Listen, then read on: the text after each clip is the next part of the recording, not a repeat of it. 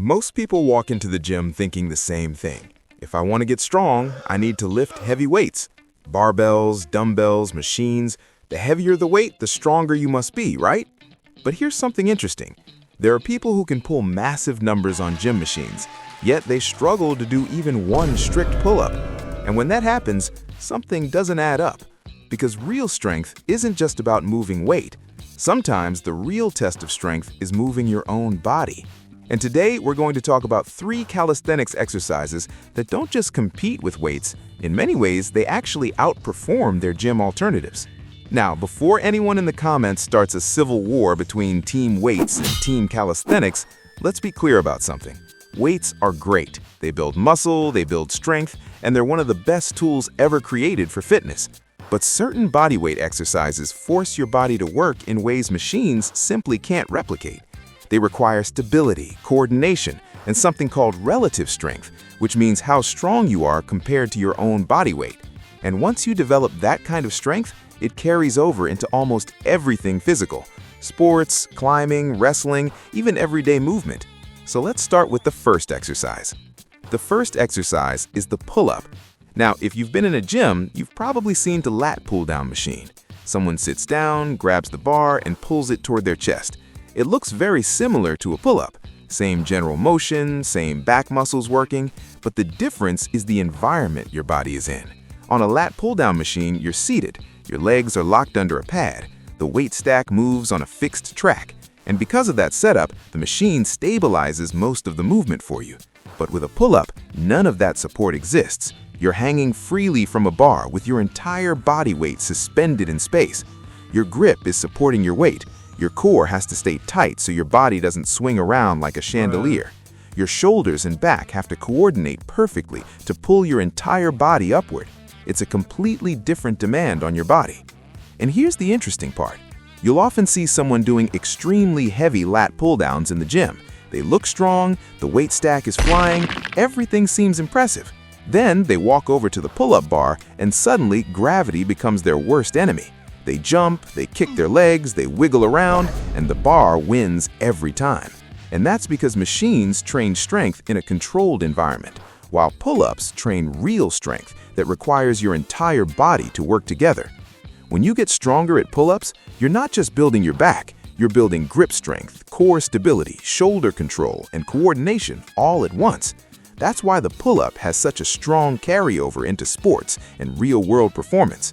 Now, the second exercise is dips. Dips are often compared to exercises like the bench press or decline bench press. And again, the bench press is one of the most popular strength exercises ever created. Walk into a gym on Monday and you'll see an entire line of people waiting for the bench. It's basically an international holiday at this point. But dips introduce something the bench press doesn't require as much: full body stabilization. When you're bench pressing, you're lying down on a bench with your back supported. Your body is stable, and the main job is pushing the weight away from your chest. During a dip, your body is suspended between 2 bars. Your chest and triceps are pushing your body upward, but your core has to stay tight to prevent swinging. Your shoulders have to stay stable to control the movement, and your body has to stay aligned throughout the entire exercise. Another big advantage is the range of motion. When performed correctly, dips allow a deep stretch in the chest and shoulders at the bottom of the movement. That stretch can stimulate muscle growth while also strengthening the joints through a larger range. And once dips become easy, the exercise can keep progressing. You can add weighted dips, which are incredibly effective for building upper body strength. You can move to ring dips, where the instability forces even more stabilizer muscles to work. And at that point, the exercise becomes brutally challenging in the best way possible. Now, before we move on to the third exercise, here's something funny that happens with dips. Almost everyone's first reaction the first time they try them is confidence. They step up to the bars thinking, yeah, this looks easy. Then halfway through the first rep, their arms start shaking, their shoulders start questioning their life choices, and suddenly the floor looks very welcoming. That's because dips reveal weaknesses very quickly. But once you master them, they become one of the most powerful upper body exercises you can do. Finally, we get to the third exercise, handstand push-ups. Most people compare this movement to the shoulder press. And to be fair, the shoulder press is fantastic for building shoulder strength. But handstand push-ups add a new dimension, balance and full body tension. When you're doing a shoulder press, you're standing or sitting upright and pressing weight overhead. But during a handstand push-up, you're upside down. Your shoulders are supporting your entire body weight. Your core must stay extremely tight to keep your body aligned. Your glutes have to contract to maintain hip position. Even your legs have to stay engaged so your body remains stacked vertically. It turns a shoulder exercise into a full body strength challenge. And what's interesting about this movement is that it's scalable for almost anyone. You don't have to start with a full freestanding handstand push-up. Most people begin with pike push-ups, which mimic the same vertical pressing motion. From there, you can elevate your feet to increase the difficulty. Eventually, you can progress to wall-assisted handstand push-ups, where the wall helps you maintain balance. And if you continue building strength and control, you can eventually perform freestanding handstand push-ups, which require an incredible level of shoulder strength and body control. So what's the real lesson here?